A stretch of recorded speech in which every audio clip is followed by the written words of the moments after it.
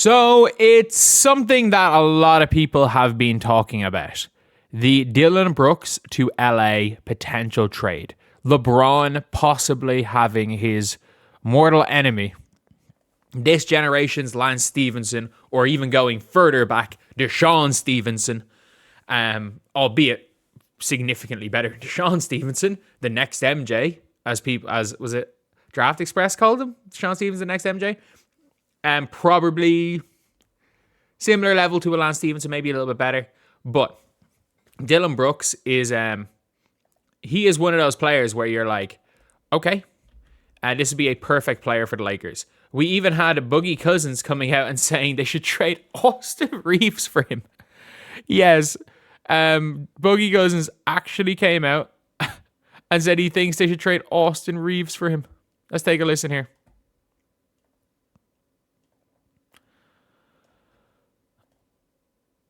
Cool. In a heartbeat. Okay, wow. You are Dang, out of your mind. No chance. He's a culture changer, Dillon Brooks. He's a culture changer. He's a proven winner. We talk about all the glaring holes when it comes to this Lakers team. He fits exactly what they need right now. I actually agree with people like Boogie CT. I agree with every one of the statements, except for the fact that you don't trade Austin Reeves. You don't. First of all, Austin Reeves is, as much as Austin Reeves is going to be a elite player, and as important as Austin Reeves is going to be, we are looking at a situation where he's just he's probably not going to be a supermax player. He's not going to be an ultra max player.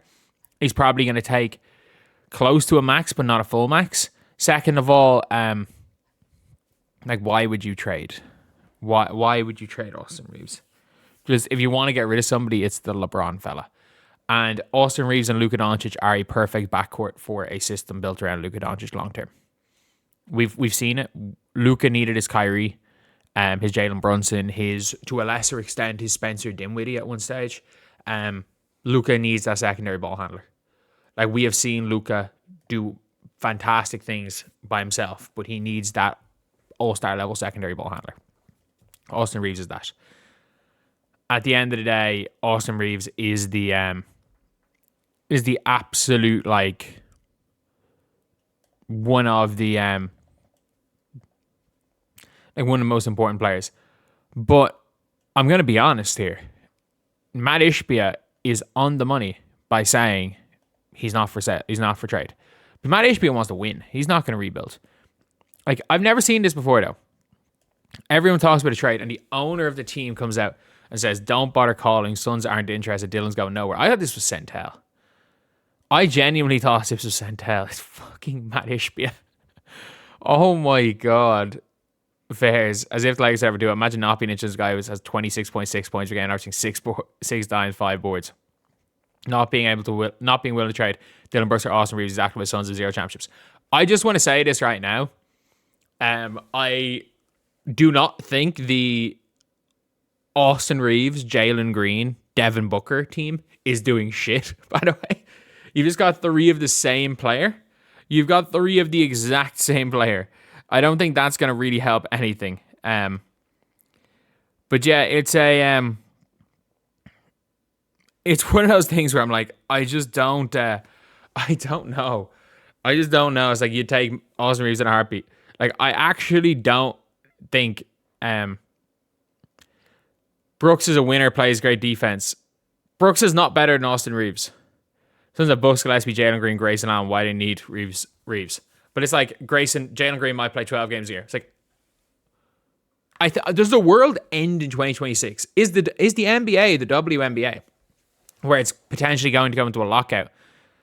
No, it's not. It's its own league. The NBA, it's for longer than that. Like, Jalen Green's going to be healthy at some stage. He's going to be healthy at some stage again. As is, like, Devin Booker obviously is healthy. Dillon Brooks is super important. He is super, super important. Because if we're being real, Dillon Brooks is that kind of... We saw it when it came to the Memphis Grizzlies, how much they lost. How much they lost for like the just in terms of grit, determination, they were never the same again. They were never the same. And just because Dillon Brooks' reputation was destroyed by the comment of he's not coming back under any circumstance, doesn't mean that he was bad by any means. Like, he was their leader. You saw it when they did that weird, like, that dance. It was Dillon Brooks in the front of it. He was the leader of that team. Albeit a dysfunctional team, a team that was filled with lowlights, a team that underperformed one year in the playoffs. He poked the bear that was LeBron. It didn't work out. Look, he was still a major catalyst in that Grizzlies team being seen as a contender. We have to talk about that. That has to be something that matters. Like, we have to take that into consideration. Because if we don't, I don't know what we're doing here. I don't know what we're doing. And everyone being like, oh, he's never won a title, he's not a proven winner. You don't need to be a title to be a proven winner. That they will win. Chris Paul is a proven winner. I don't care that he hasn't won a title. If you are asking me who is a winner, Chris Paul or fucking Jordan Poole or Patrick McCaw. Patrick McCaw has a title. You can literally... The only reason Chris Paul doesn't have a title is because he pulled his hammy in 2018. He was drafted to a New Orleans franchise, and instead of jumping ship, stuck with them for long enough that he dragged them to playoff series wins over the Spurs, the dynasty Spurs, with David West as the second best player. And then he went and joined the LA Clippers because he was so good the NBA vetoed a trade to send him to the Lakers, joined the Clippers, who were in a complete poverty franchise, instantly turned him into a bubble contending team. Didn't get over the hump. Then he went to Houston, instantly turned them from a first round exit to one game away from the finals and a championship because they would have killed Cleveland in the finals. Then the second year, cool, didn't work out. They lost the Warriors. Gets traded to OKC, who are supposed to be tanking, but he was so good that he got them to the 5th seed and was again one possession of winning a playoff series and getting to the second round to face the Lakers. After that, he was so good they traded him to the Phoenix Suns, who got them to the finals.